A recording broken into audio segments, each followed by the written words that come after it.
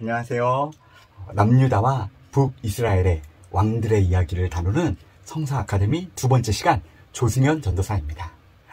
지난 시간 김동현 목사님이 이번 왕들의 이야기에 대한 서론과 또한 북이스라엘의 악한 왕 아합에 대해서 이야기해 주셨습니다. 혹시나 못 보신 분들은 다시 돌아가서 꼭 첫 번째 강의를 듣고 오시길 바랍니다. 오늘은 남유다의 선한 왕 여호사밧에 대해서 알아보도록 하겠습니다. 먼저 간략하게 여호사밧 왕을 살펴보면 그는 남유다의 르호보암 왕, 아비야 왕, 그 다음에 아사 왕을 이어서 남유다의 네 번째 왕이 됩니다.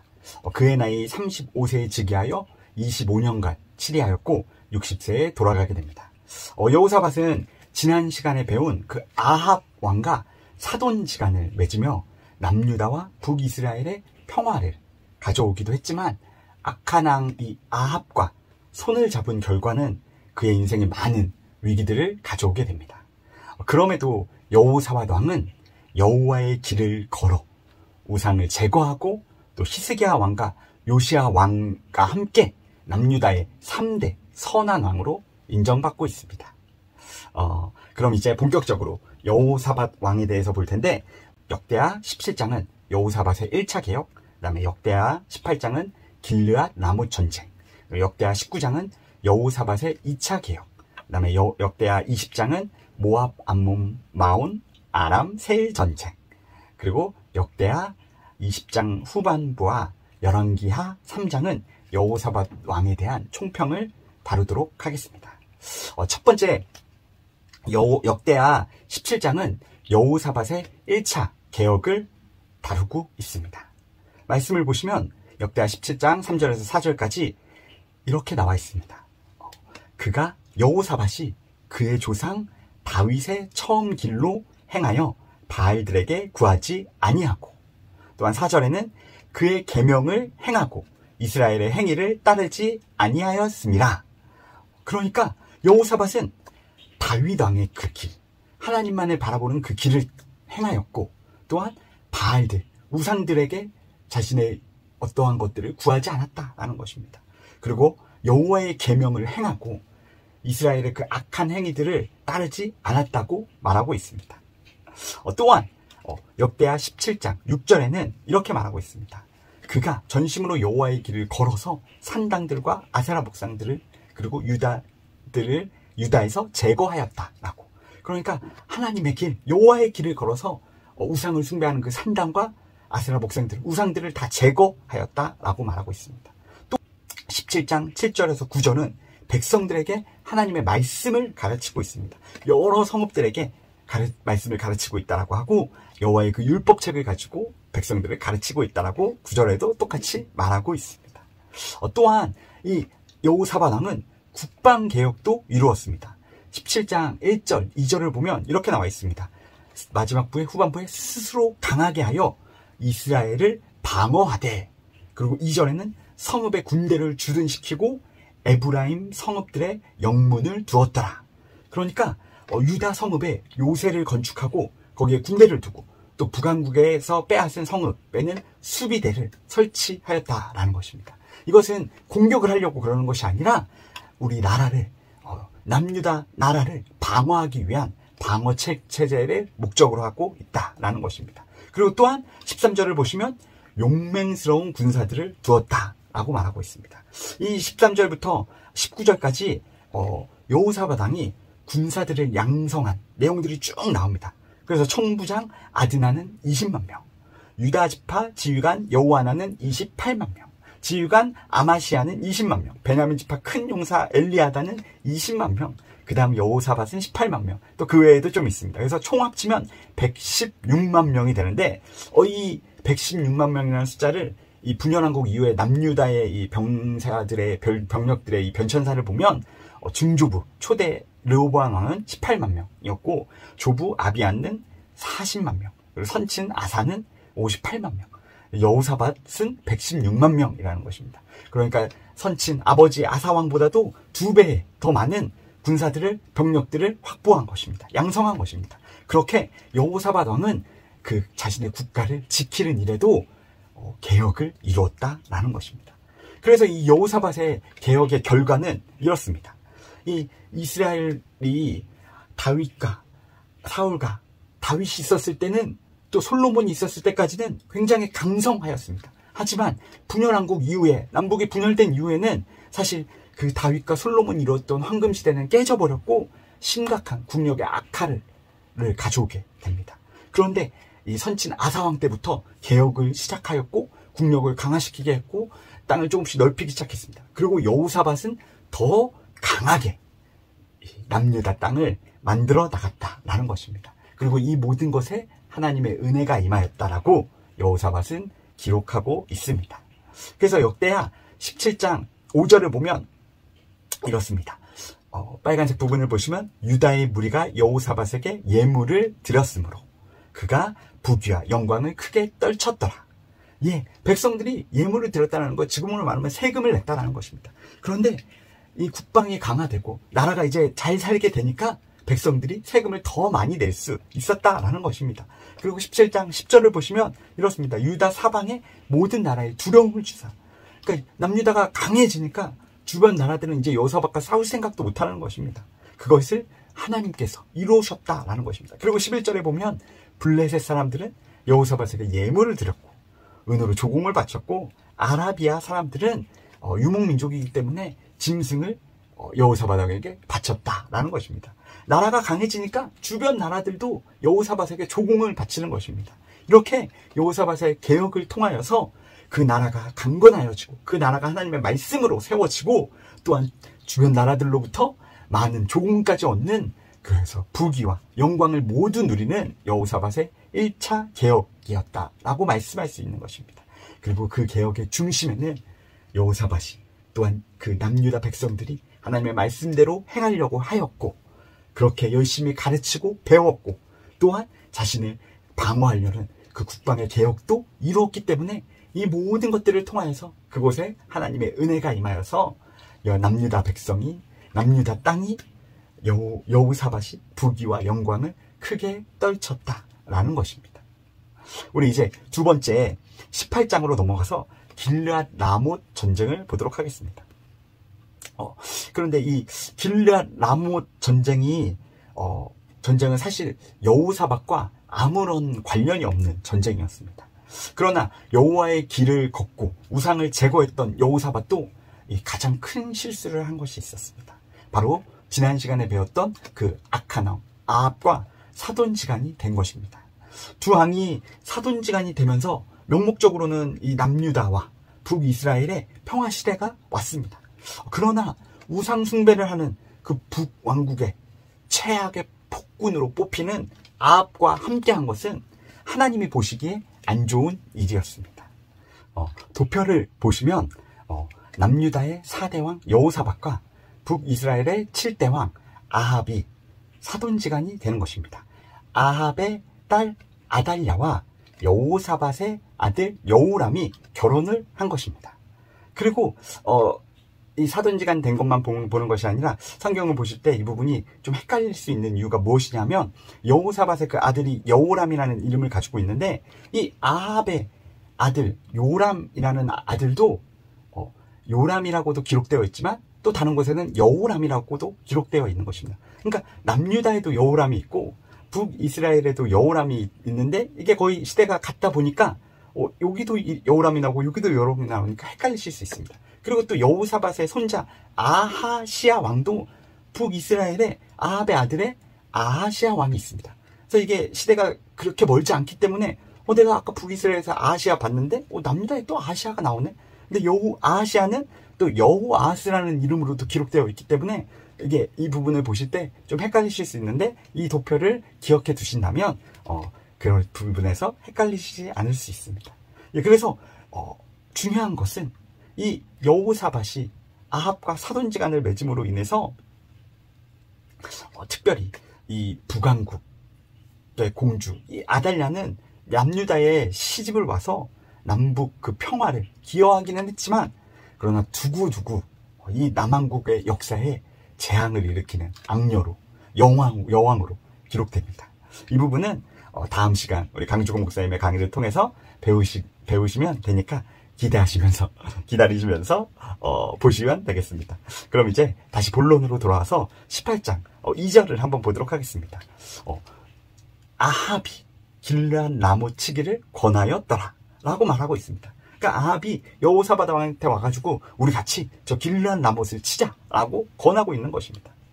그런데 이 길르앗 나못이라는 곳은 도피성으로 지정될 정도로 중요한 성읍이었습니다. 그리고 요단강 건너 그 북쪽에 아람과 접경 지역에 있었기 때문에 현재는 아람에게 뺏긴 상태입니다. 이 사람이 너무 좋아서 그런지 여호사밧은 이 아합의 요청을 거절하지 못하고 사실 아무 유익도 없는데 그 전쟁에 직접 병력을 지휘하면서 출전합니다. 그래서 길르앗 라못으로 출전하기에 앞서 이 여호사밧 왕과 아합 왕은 이 선지자들의 신탁을 받으려고 합니다. 그래서 아합 왕이 자신의 그 선지자들 400명을 불러서 하나님이 뭐라고 하시냐라고 신탁을 구합니다. 5절에 보면 이렇게 나와 있습니다. 이스라엘 왕이 이에 선지자 400명을 모으고 그래서 우리가 길르앗 라못으로 가서 싸우랴 물었더니 그들이 이르되 올라가소서 하나님이 그 성읍의 왕을 그 성읍을 왕의 손에 붙이시리이다 하더라. 참, 사실 이 선지자 400명은 거짓 선지자들입니다. 아합 왕의 밑에 있는 선지자들이기 때문에 당연히 아합 왕이 좋아할 소리만을 하는 그런 선지자들인 것입니다. 그래서 이 여호사밧 왕도 뭔가 좀 의식적인 미심쩍으니까 다른 선지자 한 명 더 없느냐, 다른 선지자들 없느냐 이렇게 찾아가지고 부른 사람이 바로 미가야라는 선지자입니다. 그래서 이 미가야를 부르려고 간 사이에 이 400명의 선지자 중에 시드기야라는 선지자는 막 철로 뿔을 만들어서 그것을 가지고 막 퍼포먼스를 취하면서 왕이 이길 것입니다 라고 막 그런 승리의 예언을 계속하지만 뒤늦게 불러서 온 이 미가야 선지자는 자신이 본 환상을 설명하는데 이렇게 얘기합니다. 이스라엘 왕 아합을 깨어 그에게 길르앗 라못에 올라가서 죽게 할까 하시니. 그러니까 자신이 본 이 예언은 하나님의 말씀은 아합이 길르앗 라못에서 죽게 될 거라는 것입니다. 그리고 21절을 보시면 거짓 말을 하는 영이 되어 그의 모든 선지자들의 입에 있겠나이다. 그러니까 그 400명의 선지자들이 거짓 영에 붙잡혀서 이 아합이 죽으러 가는 길인데도 왕이 승리할 것입니다 라고 선포한다 라고 자신은 봤다라는 것이죠. 그래서 이 질 수밖에 없는 이 위험한 전쟁에 대해서 400명의 선지자들은 승리할 것이라고 예언하게 됐지만 그 거짓 예언을 믿고 출전했다가 아합은 아람 전쟁에서 그 길르앗 라못 전쟁에서 패하게 될 것이라는 무서운 예언을 맞이하게 됩니다. 이때 400명의 그 선지자 대표 시드기야가 다시 나와서 미가야의 뺨을 때리고 아합은 이 미가야 선지자를 옥에 가두고 전쟁을 출전합니다. 그러나 이 미가야의 그 전해준 예언이 자신도 뭔가 꺼림직했는지 나갈 때 이 아합이 간교하게 자신은 왕이 아닌 것처럼 변장을 하고 오히려 여호사밧 왕에게는 왕복을 입고 나가라고 요청합니다. 참 이 부분이 재밌는 것이 여호사밧은 그 요청을 받아들이고 전장에 나간다는 것입니다. 누가 봐도 뻔히 위험한 상황인데 자신이 왕복을 입으면 분명히 적의 표적이 될 것인데도 그 위험을 감수하고 받아들인 것인지 아님 바보같이 착한 사람인지 알 수는 없지만 이 전쟁의 결과를 보면 아합의 그 인간적인 계획이 아니라 하나님의 역사심이 있다는 것을 알 수 있습니다. 길르앗 라못 전쟁은 치열했습니다. 그리고 승리는 선지자 미가야의 예언처럼 아람 쪽으로 기울어지고 있었습니다. 그래서 결국 왕복을 입은 여호사밧은 아람 군대에 포위되고 말았는데 그때 하나님의 역사하심이 있게 됩니다. 역대하 18장 31절에서 32절입니다. 병거의 지휘관들이 여호사밧을 보고 이르되 이스라엘 왕이라 하고 왕복을 입었으니까 병사들은 왕인 줄 안 것입니다. 그래서 그를 죽이려고 그에게 달려들었는데 뒤에 보시면 여호와께서 그를 도우시며 하나님이 그들을 감동시키사 그를 떠나가게 하신지라. 그래서 32절을 보면 추격을 그치고 돌아갔더라. 이 아람의 군대들이 여호사밧 다윗을 이스라엘의 왕이라고 생각하고 공격하려고 했는데 그때 하나님이 도우셔서 이 아람의 군대가 추격을 그치고 돌아가게 된 것입니다. 그런데 하나님께서 살리시기로 역시 작정을 하면 아무도 죽일 수 없다라는 것을 이 말씀을 통해서 우리가 보게 되는 것입니다. 그러나 하나님이 죽이기로 작정하면 아무도 살릴 수 없는 것을 우리 아합 왕의 운명에서 이 말씀에서 볼 수 있게 되는 것입니다. 우리 역대하 18장 33절에서 34절을 보시면 한 사람이 무심코 활을 당겼습니다. 근데 그 활이 이스라엘의 왕의 갑옷 솔기를 쏜지라. 이 갑옷 솔기가 그 갑옷의 이음새 부분을 말하는 것인데 화살이 그 이음새를 통해서 갑옷을 뚫고 아합 왕을 맞췄다라는 것입니다. 그리고 아합 왕은 34절에 보시면 이스라엘 왕이 결국 해가 질 즈음에 죽었더라라는 것입니다. 여러분, 우리의 생사화복이 누구에게 달려 있습니까? 우리의 인생을 인도하시는 분이 누구십니까? 인간의 계획을 앞세운 아합은 선지자 400명을 데리고 거짓 예언까지 하고 변장까지 해서 전장에 나갔습니다. 하지만 하나님의 계획은 선지자 그 미가야의 예언처럼 아람이 승리하게 되었고 왕복을 입고 갔던 그 여호사밧은 하나님의 역사하심 가운데 살아 돌아오게 됩니다. 여러분, 우리의 삶의 주인은 내가 아닙니다. 우리는 그것을 인정해야 합니다. 나의 삶을 인도하시는 분이 우리 하나님이시라는 것을, 나의 생사화복을 주관하시는 분이 우리 하나님이라는 것을 우리가 믿음으로 고백하고 선포하시길 바랍니다. 그래야 할 때 오늘 이 여호사밧처럼 우리 삶에 하나님의 역사하심이 임할 것입니다. 우리 이제 세 번째로 역대하 19장에 이 여호사밧 왕의 2차 개혁이 나옵니다. 우리 여호사밧은 이미 1차 개혁을 했습니다. 그러나 북이스라엘 왕 아합과 그 사돈지간 관계를 맺으면서 선지자 미가야의 예언도 무시한 채 길란 라못 전쟁에 나가 간신히 목숨 안 지고 이제 건져서 돌아온 상태입니다. 하나님은 이러한 모습을 보시고 선견자 예후를 보내서 여호사밧 왕을 책망하게 됩니다. 그리고 여호사밧 왕은 다시 심기일전하여서 2차 개혁을 시작하게 됩니다. 역대하 19장 2절을 보시면 이렇게 나와 있습니다. 선견자 예후가 여호사밧 왕을 맞아 이르되 왕이 악한 자를 돕고, 그 아합 왕 말하는 것입니다. 여호와를 미워하는 자들을 사랑하는 것이 옳으니까. 그러므로 여호와께로부터 진노하심이 왕에게 임하리이다. 악한 왕 아합을 도운 것에 대해서 선지자 예후는 분명하게 책망하고 또한 여호와의 그 진노하심이 임할 거라고 경고합니다. 그러나 책망과 경고만을 하는 것이 아니라 그동안 그가 잘했던 일도 칭찬하게 됩니다. 19장 3절을 보시면 이렇게 나와 있습니다. 왕에게 선한 일도 있으니 이는 왕이 아세라 목상들을 이 땅에서 없애고 마음을 기울여 하나님을 찾음이니이다. 아멘. 그러니까 그 1차 개혁 때 목상들을 없앴던 것들, 하나님의 길을 걸었던 것들을 이야기하고 있는 것입니다. 하나님은 잘못한 것을 책망하시지만 그것에 매여서 잘한 것까지도 비판하시지 않습니다. 잘못했으면 회개하고 다시 바른 길로 가기를 원하시는 것입니다. 그리고 여호사밧 왕은 이 책망을 잘 받아들여서 2차 개혁을 시작합니다. 여호사밧의 2차 개혁은 하나님 중심의 개혁이면서 백성들의 입장을 잘 살펴주는 개혁이었습니다. 19장 4절을 보시면 부엘세바부터 에브라임 산지까지 민간에 두루 다니며 그리고 또한 그들을 여호와께로 돌아오게 하고, 그러니까 여호사밧 왕은 그냥 왕궁에 앉아서 탁상 공록만을 펼친 왕이 아니었습니다. 직접 자신이 부엘세바부터 에브라임까지, 이 부엘세바는 남쪽의 경계 끝입니다. 그리고 에브라임은 북왕국에서 흡수된 남왕국의 제일 위쪽 북쪽 지역입니다. 그러니까 남쪽부터 북쪽까지 구석구석을 자신이 두루 다니며 살폈다라는 것입니다. 그리고 그 백성들을 여호와께로 돌아오게 했다라는 것입니다. 하나님께로 돌아오도록 가르쳤다라는 것입니다. 두 번째로는 역대하 19장 5절에 이렇게 나와 있습니다. 성읍에 재판관을 세우고, 그러니까 사법개혁을 일으킨 것입니다. 모든 성읍에 재판관을 두었습니다. 백성들이 법으로부터 정당한 보호를 받을 수 있도록 사법체계를 세웠습니다.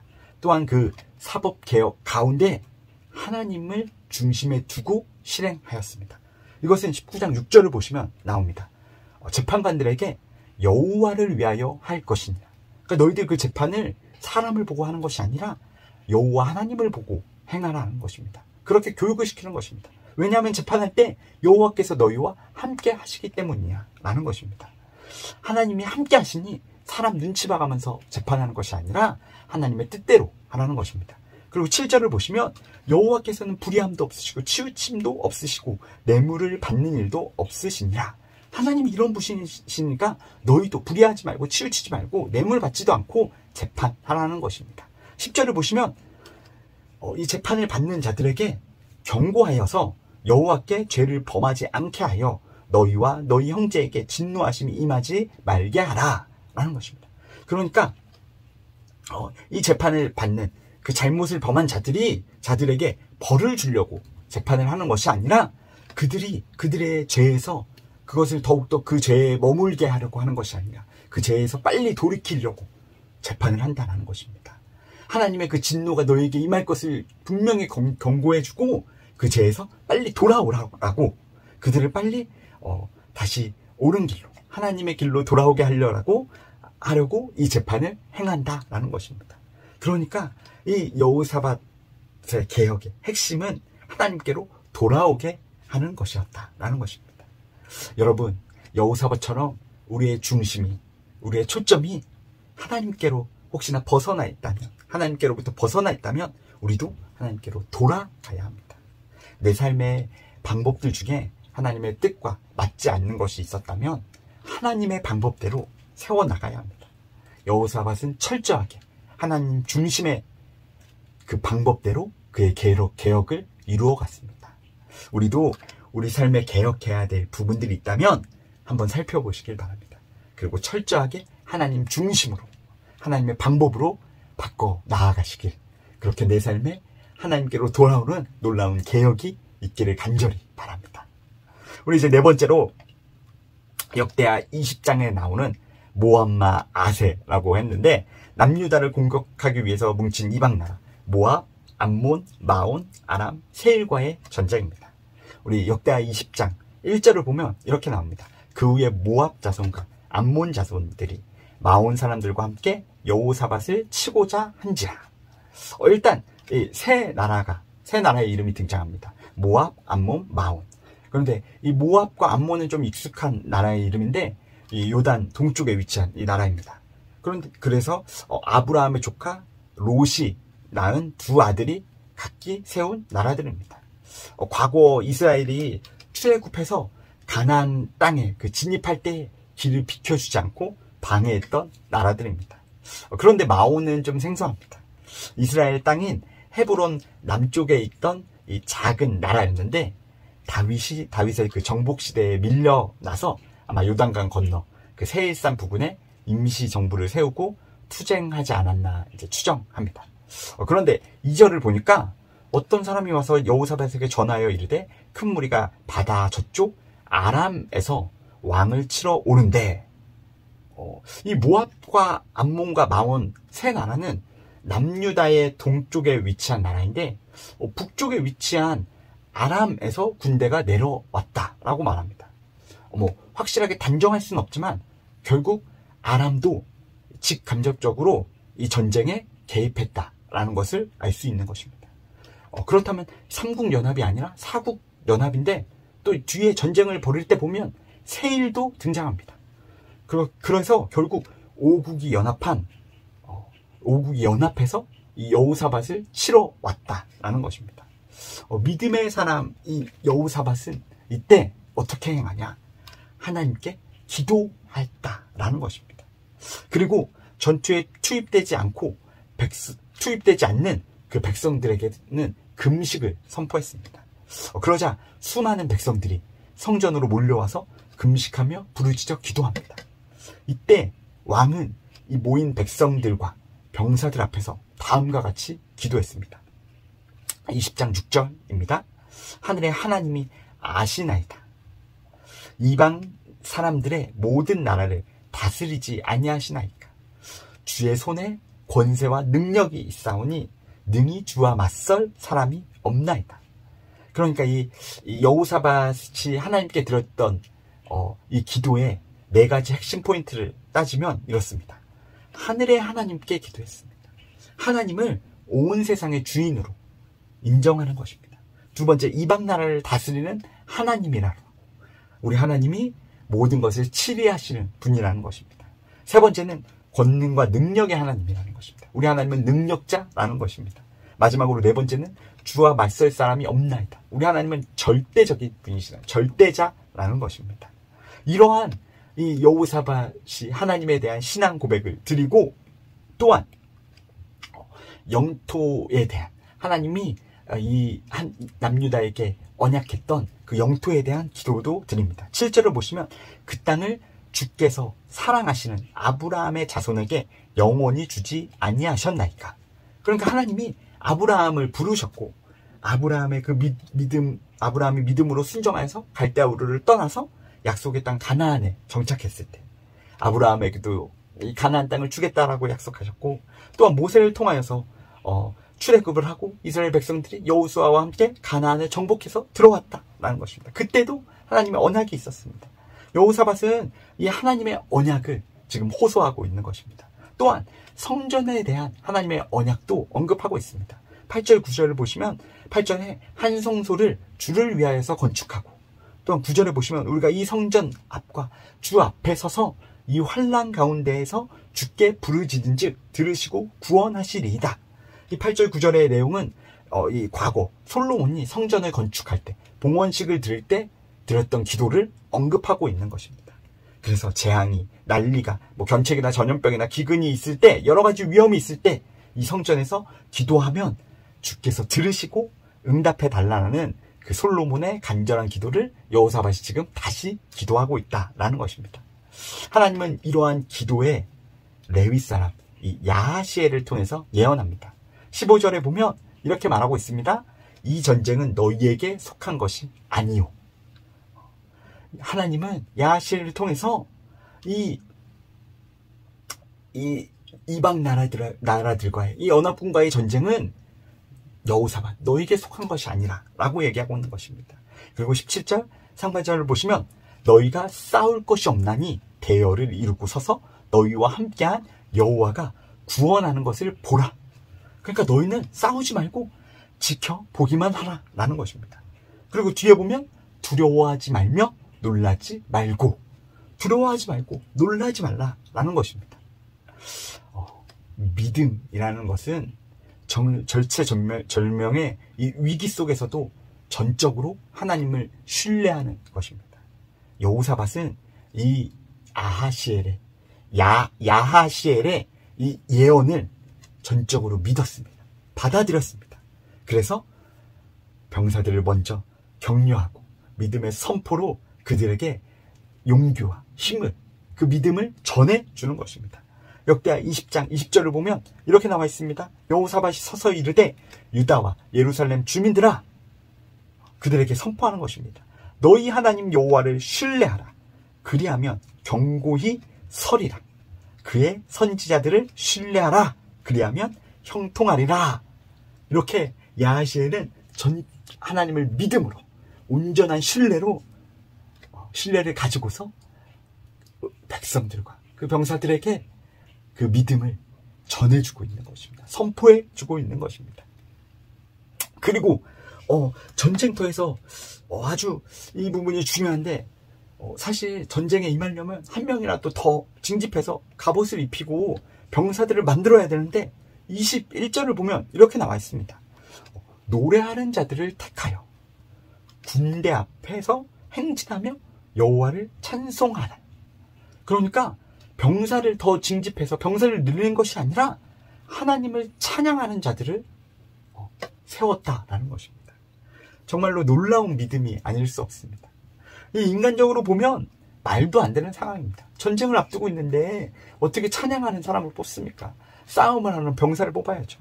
그런데 이 찬양하는 자들을 세우고 그들이 찬양을 부르자 정말 놀라운 일이 일어납니다. 22절에 그 노래와 찬송이 시작될 때 여호와께서 복병을 두어서 그 암몬과 모압, 세일산 사람들을 치고 그들이 패하게 되는 것입니다. 그리고 23절을 보면 그들이 서로 쳐 죽였더라. 그러니까 그들끼리 서로 싸워서 결국 자멸하게 되었다라는 것입니다. 아하시엘의 예언처럼 이 전쟁이 사람에게 속한 것이 아니었습니다. 두려워하지 않고 놀라지 않고 찬양하면서 지켜보기만 했는데 승리했다라는 것입니다. 군사를 늘리지 않고 찬양대를 뽑은 것, 사람의 방법이 아니었습니다. 하나님의 방법이었습니다. 그리고 하나님을 전적으로 신뢰하고 하나님의 말씀을 따라서 행했을 때 여호사밧은 완전한 승리를 얻게 되었습니다. 그 승리는 사람의 방법이 아닌 하나님의 방법으로 이루었다라는 것입니다. 여러분, 그리고 하나님은 이 이방 나라들 가운데서 하나님이 하나님 되심을 드러내었습니다. 그리고 여호사밧의 나라에 평강을 주셨습니다. 29절, 30절에 이렇게 나와 있지 않습니까? 이방 모든 나라가 하나님을 두려워함으로 모든 나라 가운데에서도 하나님이 치리자이시고 하나님이 절대자이시고 하나님이 능력자라는 것을 보여주었다라는 것입니다. 30절에 하나님이 그들에게 평강을 주셨음이더라. 아멘. 여호사밧의 나라가 태평하게 하셨다는 것입니다. 평강을 그들에게 주셨다라는 것입니다. 저와 우리 삼봉교회 모든 가족 여러분들의 삶에도 하나님만 전적으로 신뢰하여서 이 하나님의 평강이, 하나님이 우리의 삶을 태평하게 하시는 이 은혜가 가득 넘치기를 소망합니다. 이제 마지막으로 이 여호사밧 왕에 대한 이 성경의 평가와 그의 오점들을 좀 살펴보며 강의를 마치려고 합니다. 먼저 그의 오점, 다시 한번 20장 31절을 보면 여호사밧은 35세에 지게하여서 25년 동안 치리하였고 60세를 살다가 하나님의 부르심을 받았습니다. 아사왕이 아버지 아사왕이 41년 동안 치리한 것에 비하면 사실 조금 다소 짧은 기간을 치리했지만 그럼에도 성경은 여호사밧 왕에 대해서 많은 기록을 남겼습니다. 그러나 이 많은 기록 가운데 먼저 아쉬운 점, 여호사밧 왕의 오점을 먼저 살펴보면 첫 번째, 산당을 방치하였다는 것입니다. 열왕기상 22장 43절의 하밤절을 보면 산당은 폐하지 아니하였으므로, 산당은 우리가 역대하 17장 6절에서 봤듯이 산당을 제거했다라고 처음에 나왔는데 그 개혁이 완벽하지 못했다라는 것을 이 열왕기상 22장 43절을 통해서 볼 수 있게 되는 것입니다.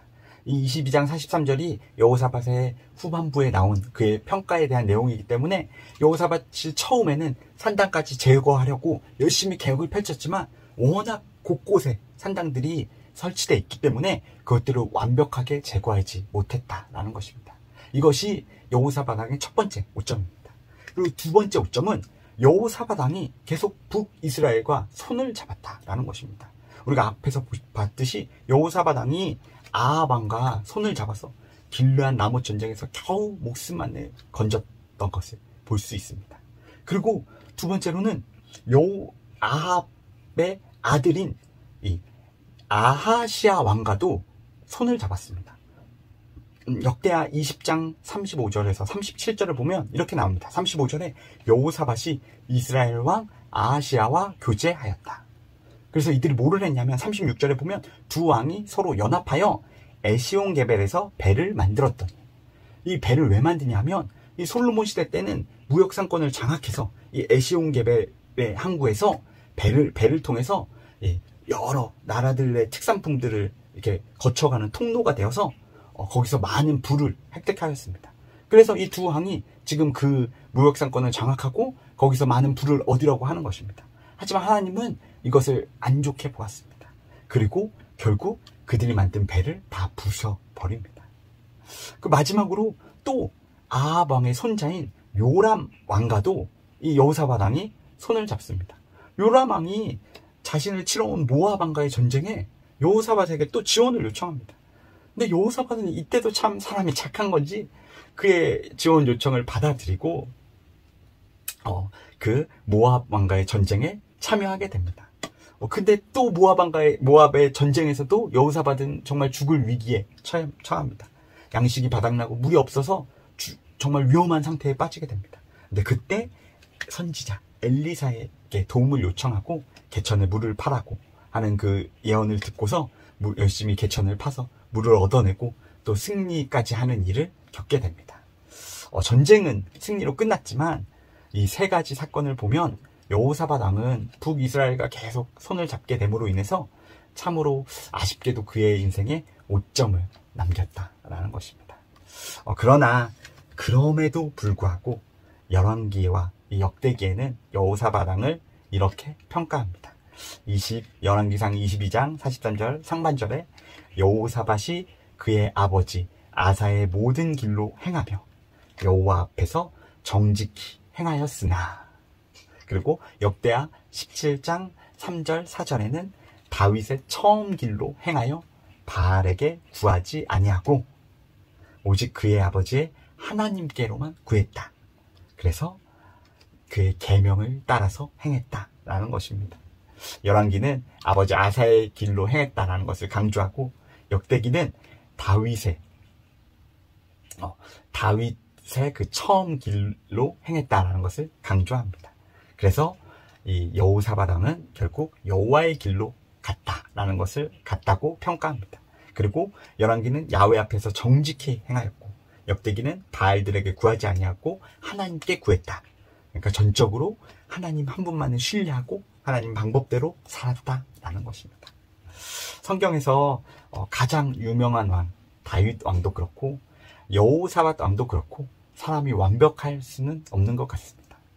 흠도 많고 죄도 짓고 자신만의 연약한 부분들을 가지고 있지만, 그럼에도 불구하고 그들이 선한 왕으로 기록된 것은 하나님의 길로 걸었기 때문인 것입니다. 하나님을 전적으로 신뢰하고 하나님의 방법으로 살려고 했다라는 것입니다. 이번 여호사밧 왕을 통해서 이 강의를 듣는 우리 모든 성도님들이 하나님의 길로 걸으시기를 간절히 소망합니다. 우리의 삶의 자리에서 하나님을 전적으로 신뢰함으로 하나님의 방법대로 살아가시기를 간절히 기도합니다. 제가 잠깐 기도하고 강의를 마치도록 하겠습니다. 하나님, 우리가 오늘 배운 여호사밧 왕처럼 하나님의 길을 걷는 사람들이 되게 하여 주시옵소서. 우리 안에 죄된 모습들, 연약한 모습들이 있습니다. 그러나 죄에 매여 사는 인생이 아니라 하나님의 은혜로 사는 인생이 되게 하시고, 우리의 삶의 자리에서 하나님을 전적으로 신뢰하고 하나님의 방법대로 살아가는 우리 모두가 되게 하여 주시옵소서. 지금까지 우리를 인도하여 주셨고 앞으로도 우리의 삶의 주인이 되셔서 우리를 끝까지 승리의 길로 이끌어 주실 살아계신 예수 그리스도의 이름으로 기도드립니다. 아멘. 그럼 오늘 강의는 여기서 마치고 우리 다음 주 강주공 목사님의 이 아달랴 여왕에 대한 강의로 함께 하시겠습니다. 그럼 한 주간 승리하십시오.